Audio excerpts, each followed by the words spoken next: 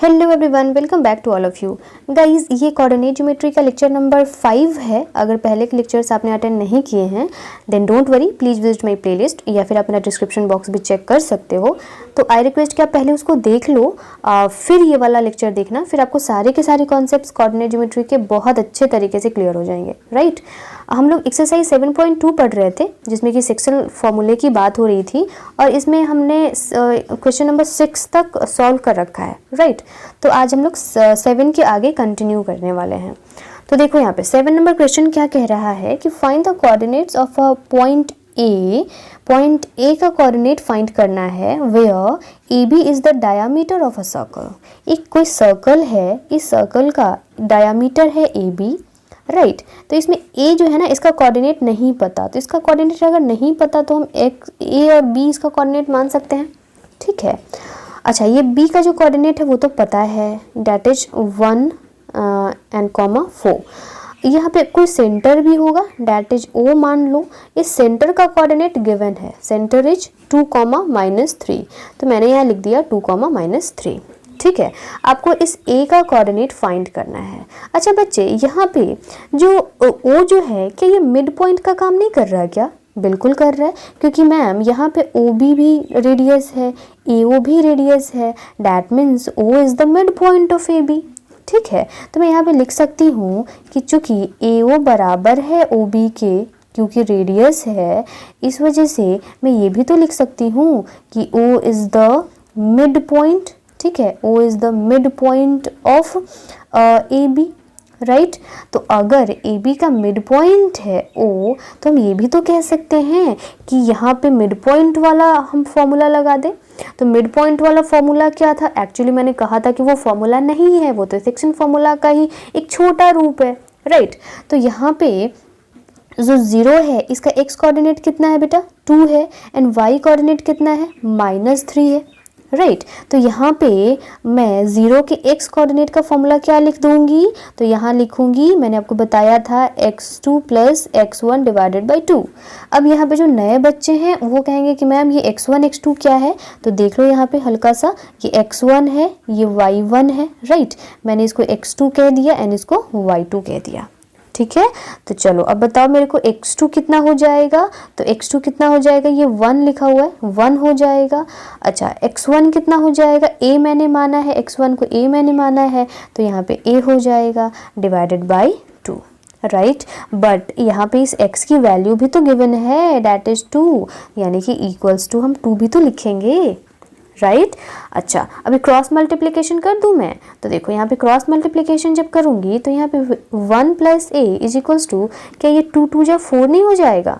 Right, तो यहाँ पे अगर मैं a की वैल्यू कैलकुलेट करूँगी तो 4 - 1 डैट इज a = 3 हो जाएगा। ठीक है, यानी कि ए जो है, पॉइंट ए है, उसका एक्स कोऑर्डिनेट कितना हो गया? 3 हो गया। तो वाई कोऑर्डिनेट भी तो पता लगा सकते हैं। वाई कोऑर्डिनेट कैसे पता लगाएंगे भाई? तो वाई कोऑर्डिनेट वाला फॉर्मूला यूज़ कर लेंगे। ठीक है, मैं इसको तब तक इरेज कर देती हूँ। राइट, क्योंकि हम लोगों को तो अभी वाई कोऑर्डिनेट पता लगाना है। तो यहाँ पे देखो वाई कोऑर्डिनेट का फॉर्मूला क्या होता है, तो बहुत सारे बच्चों को पता होगा जिन्होंने मेरी वीडियोस को फॉलो किए हैं। देखो यहाँ पे y कोऑर्डिनेट का फॉर्मूला होता है y2 + y1 / 2। ये फॉर्मूला कहाँ से आया? ठीक है, सेक्शन फॉर्मूला क्या होता है ये मैंने ऑलरेडी डिस्कस कर रखा है पहले वाले वीडियोज़ में। राइट, तो आप उन वीडियोज़ को पक्का से फॉलो कर लेना। ठीक है, फिर आपको सारी की सारी चीज़ें बहुत अच्छे से क्लियर हो जाएंगी। तो यहाँ देखो y2 कितना है? 4 है। राइट, एंड y1 कितना है? b हमने माना है, / 2 = y की वैल्यू भी तो पता है ना, डैट इज -3, तो यहाँ लिख देंगे हम लोग -3। ठीक है, अब यहाँ पे भी same to same cross multiplication करेंगे, तो ये क्रॉस मल्टीप्लिकेशन करेंगे तो -6 हो जाएगा, that means b = -6 - 4, that is b = -10 हो जाएगा। यानी कि पॉइंट ए का y कोऑर्डिनेट कितना होगा? -10 होगा। अब हम लोग को फाइनल आंसर अगर कोई पूछेगा तो क्या बताएंगे? हम बताएंगे पॉइंट ए, जिसको कि हमने ए बी माना था कोऑर्डिनेट्स, उनके रियल कोऑर्डिनेट्स कितने हो जाएंगे? तो यहाँ रियल कोऑर्डिनेट्स हो जाएंगे 3, -10। That will be our answer. कितना इजी था ना? इसके बाद हम लोग नेक्स्ट क्वेश्चन भी ट्राई करते हैं। ठीक है,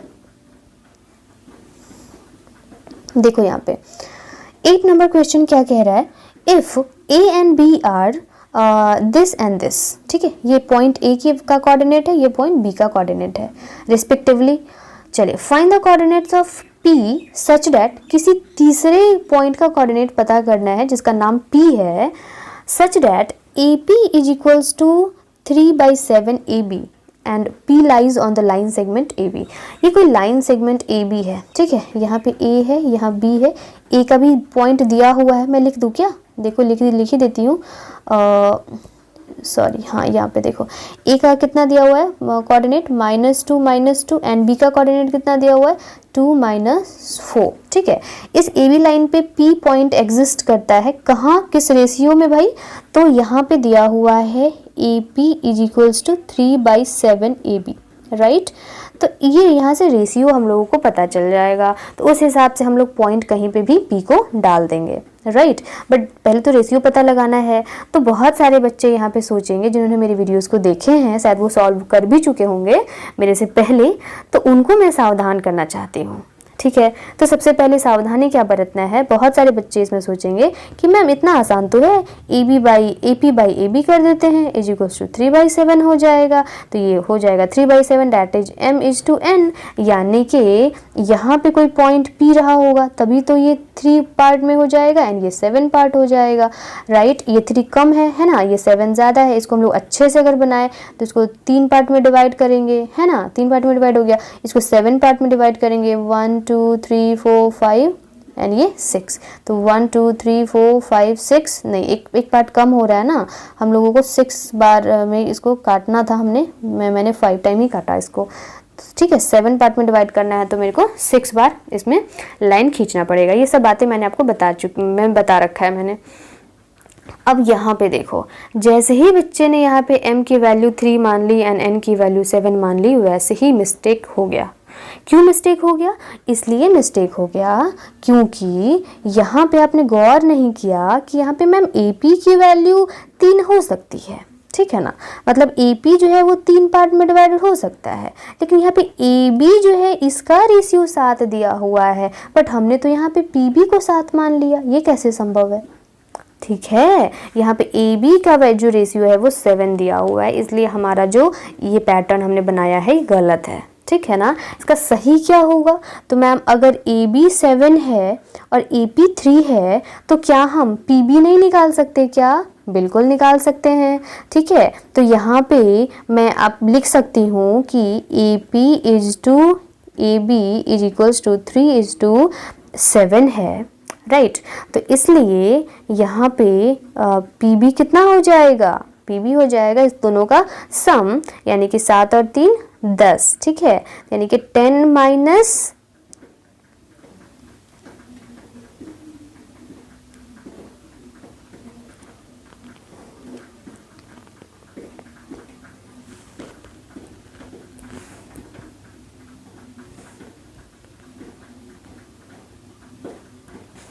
दैट मीन्स टोटल कितना है 7 है, ठीक है, क्योंकि टोटल तो AB ही है ना, यहाँ से लेके यहाँ तक AB है, तो टोटल तो 7 पार्ट है, दैट मीन्स 7 में से अगर हम 3 पार्ट सब्ट्रैक्ट कर दे तो कितना पार्ट बचेगा, 4 पार्ट बच जाएगा।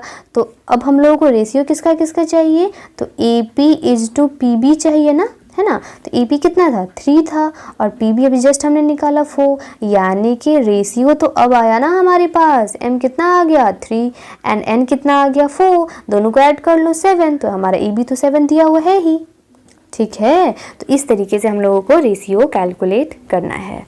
चलिए अब तो रेशियो कैलकुलेट हो ही गया, अब यानी कि M और N की वैल्यू तो मिल ही गई, अब हम लोगों को पॉइंट P का कोऑर्डिनेट बता देना है, तो हम लोग कोऑर्डिनेट मान लेते हैं A एंड B, ठीक है। तब तो हम लोग बता ही सकते हैं, तो मैं इसको इरेज कर रही हूँ, ठीक है। हमारा जो M/N था वो कितना था 3:4 था, ध्यान में रखना, राइट। तो इसको मैं इरेज कर देती हूँ, फिर हम लोग बढ़िया से सॉल्व करेंगे। हाँ, इसको यहाँ पे भी तो इरेज करना पड़ेगा, है ना, इसको मैं पूरा ही इरेज कर देती हूँ। चलो मैं लिख देती हूँ यहाँ पे 3:4, ठीक है। तो अब मैं यहाँ पे सॉल्व करूँगी, तो P के x एक्सिस के लिए यानी कि A के लिए मेरे को यहाँ लिखना होगा, क्या लिखूँगी, M × x2 + n into x1 divided by m plus n, यही तो होता है फॉर्मूला। चलिए यहाँ पे तो आपको पता ही है, ये x1 है, ये y1 है, ये x2 है एंड ये y2 है। तो यानी कि m की वैल्यू 3 है, तो हमने जस्ट अभी कैलकुलेट किया ना, 3 इंटू x2 कितना है 2 है, प्लस n कितना 4 एंड x1 कितना है -2 है, right, divided by m plus n यानी कि 3 प्लस 4। तो 3 2 जा 6 माइनस, क्योंकि प्लस माइनस माइनस होता है मल्टीप्लिकेशन में, 4 दूना 8 डिवाइडेड बाई 4 और 3 7 यानी कि -2/7 will be the x coordinate for point P। That means the value of A is -2/7, right. इसी तरीके से हम लोग B की भी वैल्यू निकाल सकते हैं, दैट मीन्स P के y कोऑर्डिनेट की वैल्यू भी निकाल सकते हैं। तो मेरे को जितना रिक्वायर्ड है मैं उतना ही इरेज करूँगी, बट आपको तो पूरा ही इरेज करना पड़ेगा, ठीक है। देखो मेरे को जितना रिक्वायर्ड था मैंने उतना इरेज किया, तो मेरे को B निकालना है, तो यहाँ पे y2 y1 कैलकुलेट करना पड़ेगा। तो y2 कितना है -4 है, तो यानी कि -4 एंड y1 कितना है -2 है, ठीक है।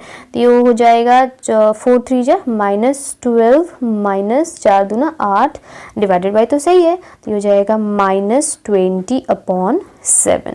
That means the y coordinate for point P is -20/7, right. हो गया हमारा क्वेश्चन कंप्लीट। अगर आपसे बोलता है कि भाई मेरे को पूरा आंसर बताओ, तो पूरा आंसर तो यही होगा, P का जो x कोऑर्डिनेट है एंड y कोऑर्डिनेट है वो कितना कितना हो जाएगा। तो हमारा पहले आया था -2/7 एंड अभी आया है -20/7, that will be our answer, ठीक है। इतना इजी सा था ना। अब हम लोग क्वेश्चन नंबर 9 सॉल्व करेंगे। देखो क्वेश्चन नंबर 9 क्या कह रहा है कि find the coordinates of the points which divide the line segment joining A and B into 4 equal part। That means कोई line segment है जिसका नाम है AB, ठीक है।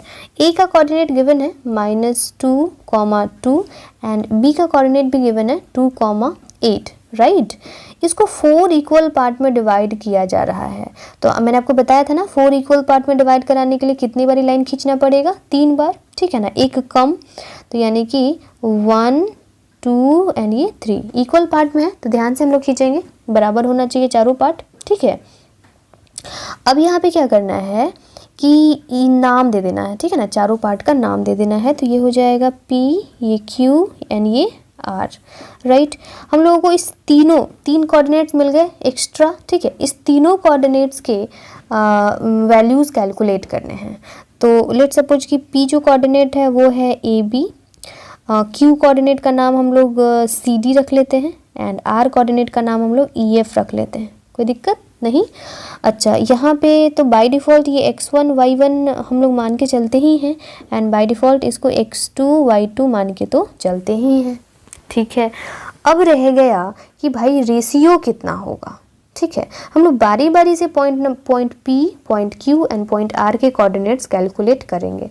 तो पहले अगर हम लोग P के कोऑर्डिनेट को कैलकुलेट करने की कोशिश करें तो इसके लिए हम लोगों को M और N की वैल्यू चाहिए, ठीक है। रेशियो चाहिए, किस रेशियो में P डिवाइड कर रहा है लाइन AB को। तो रेशियो निकालने के लिए मैंने आपको पहली वीडियो में ही बताया था, सेक्शन फॉर्मूला के मैंने बताया था कि यहाँ पे देखो ये 1 पार्ट है, तो डैट मीन्स 1, ये 2 पार्ट है ना, यहाँ पे 1 2 एंड ये 3, सॉरी 2 नहीं 3 पार्ट है ना। ये part number 1, part number 2, part number 3, that means यहाँ हो जाएगा 3। डैट मीन्स ये जो P पॉइंट है वो पूरे लाइन सेगमेंट AB को 1:3 में डिवाइड कर रहा है। इतना आसान तो है, ठीक है। तो यानी कि M की वैल्यू हो जाएगी 1 और N की वैल्यू हो जाएगी 3।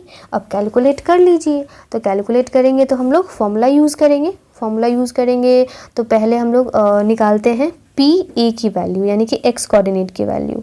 तो यहाँ पे x कोऑर्डिनेट के लिए क्या हो जाएगा, तो यहाँ हो जाएगा m into x2 plus n into x1 divided by m plus n, ठीक है।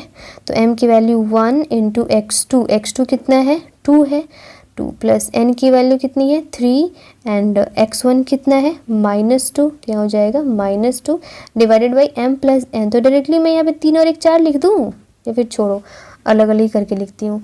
यहाँ पे हो जाएगा 2 1 जा 2 प्लस माइनस माइनस 3 दूना 6 divided by 4, that means -4/4, that means -1। ठीक है, यानी कि P का x कोऑर्डिनेट कितना हो गया, 1 हो गया, -1 हो गया। यहाँ पे ना x के जगह पे हम लोग a लिखते ना तो ज़्यादा बढ़िया होता, क्योंकि हमने पहले ही नाम दे रखा है a, तो यानी कि a की वैल्यू कितनी हो गई, -1 हो गई। ठीक है, इसी तरीके से हम लोग इस b की वैल्यू भी निकाल सकते हैं, यानी कि y कोऑर्डिनेट की वैल्यू भी निकाल सकते हैं। अब तो आपको फॉर्मूला पता है तो मैं डायरेक्टली सॉल्व करती हूँ, यानी कि m की वैल्यू हो गई 1 इंटू y2, तो y2 कितना है, 8 है, तो 1 इंटू 8 प्लस n की वैल्यू कितनी है, 3 है, एंड y1 कितना है, 2 है। ठीक है, इंटू 2 डिवाइडेड बाई यहाँ पे हो जाएगा m plus n, that means 1 plus 3 is equals to 4। ये हो जाएगा 8 प्लस 3 दूना 6 बाई 4, यानी कि 8 6 14 बाई 4, डैट मीन्स ये हो जाएगा 2 दूना 4 एंड ये हो जाएगा 7, यानी कि 7 बाई 2। ठीक है, हो गया, हमारी a और b की दोनों की वैल्यू आ गई, राइट। चलिए, तो इसको आंसर अगर आपको लिखना होगा तो आंसर तो आपको लिखना मैंने सिखा ही रखा है। हम लोग क्या लिख देंगे यहाँ पे, -1,7/2 विल बी द आंसर। ठीक है, चलिए, ये तो हो गया पॉइंट P का कोऑर्डिनेट। अभी पॉइंट Q का कोऑर्डिनेट कैलकुलेट करने के लिए वापस से हम लोगों को m और n कैलकुलेट करना पड़ेगा। पहले तो रेशियो, ठीक है ना, तो रेशियो कितना मिलेगा भाई वो देखते हैं। तो रेशियो पता लगाने के लिए हम लोग फिर से जो है पहले वाला टेक्निक ही यूज़ करने वाले हैं, ठीक है ना। तो पहले वाला टेक्निक क्या, गिन लो, जितना भी हमने बॉक्स बनाया है, इसको डिवाइड करने के लिए खंड बनाया है, उस खंड को हम लोग गिन लेंगे। ठीक है, तो देखिए यहाँ पे जा पूरा लाइन ही डिलीट हो गया, कोई बात नहीं, मैं वापस से बना देती हूँ। ठीक है, हाँ, तो अब हम लोगों को क्या चाहिए, अब हम लोगों को Q की वैल्यू चाहिए। तो Q की वैल्यू के लिए तुम देखो ये बीचों बीच लग रहा है ना, क्योंकि इक्वल पार्ट में डिवाइडेड है, 4 इक्वल पार्ट में, तो यहाँ पे Q बीचों बीच है। वैसे भी हम लोग काउंट कर लेते हैं ना, ये 1 डब्बा, ये 2 डब्बा, यानी कि ये हो गया 2 पार्ट, यहाँ पे 1 पार्ट एंड ये 2 पार्ट, यहाँ पे भी होगा 2 पार्ट, एंड 2 से 2 कैंसिल हो जाएगा, डैट मीन्स 1:1। ठीक है, यानी कि m की भी वैल्यू 1 होगी, n की भी वैल्यू 1 होगी। ठीक है, तो यहाँ पे हम लोग डायरेक्टली मिड पॉइंट वाला फॉर्मूला लगा लेंगे। तो यहाँ पे लिखेंगे Q is the midpoint of AB, right. तो लगा लेंगे हम लोग इसका फॉर्मूला। तो नहीं, यानी कि x नहीं लिखेंगे, है ना, पिछली बार भी हमने गलती कर दी थी, हम यहाँ पे C लिखेंगे, क्योंकि हमने ऑलरेडी नाम दे दिया है। तो यहाँ पे C इक्वल्स टू कितना हो जाएगा, x2 plus x1 divided by 2 होता है। तो चलिए हम लोग डायरेक्टली सॉल्व करते हैं। x2 कितना हो जाएगा, 2 प्लस x1 कितना हो जाएगा, -2 डिवाइडेड बाई 2। तो ये हो गया x कोऑर्डिनेट की वैल्यू, यानी कि C की वैल्यू। तो ये तो 0/2 यानी कि 0 ही आएगा, राइट। अब हम लोग D का वैल्यू पता लगा लेते हैं, यानी कि y कोऑर्डिनेट की वैल्यू पता लगा लेते हैं। तो इसके लिए भी वही हो जाएगा y2 यानी कि 8 प्लस y1 यानी कि 2, तो डिवाइडेड बाई 2, तो 8 और 2 10 divided by 2, that means 5 is equals to, यहाँ पे लिखना होगा QCD बराबर कितना आएगा, 0,5 आएगा। इतना इजीली आ गया ना।